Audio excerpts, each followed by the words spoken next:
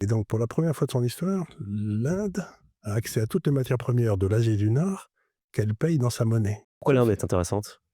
Alors là, l'Inde, c'est un truc tout à fait spécial. J'ai écrit toute une série de papiers là-dessus. C'est que quand vous regardez la carte, hein, ce qui est toujours un truc très intéressant, vous regardez la carte, vous voyez que la carte de l'Asie, vous avez cet immense territoire qui est la Russie, en fait, qui va de l'Atlantique au Pacifique. Là, c'est le plus grand pays du monde. Et c'est là qu'il y a les plus grosses réserves de matières premières du monde. C'est absolument gigantesque.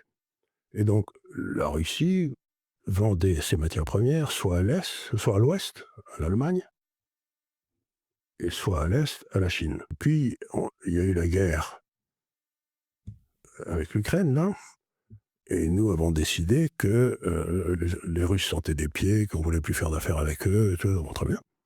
Donc, les Russes ne pouvaient plus nous vendre à nous.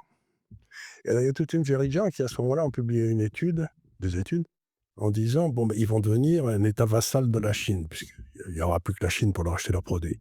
Mais les Russes sont tous sauf bêtes, sont des bons joueurs d'échecs. Et donc, ce qu'ils ont fait, c'est qu'ils ont fait toute une série de liaisons verticales pour rejoindre l'océan Indien, et qui existent maintenant, ça fait 3 ans qu'ils les font. Des trains, des bateaux, tout ça, et ça passe par la terre, c'est-à-dire que la marine américaine ne peut pas interrompre.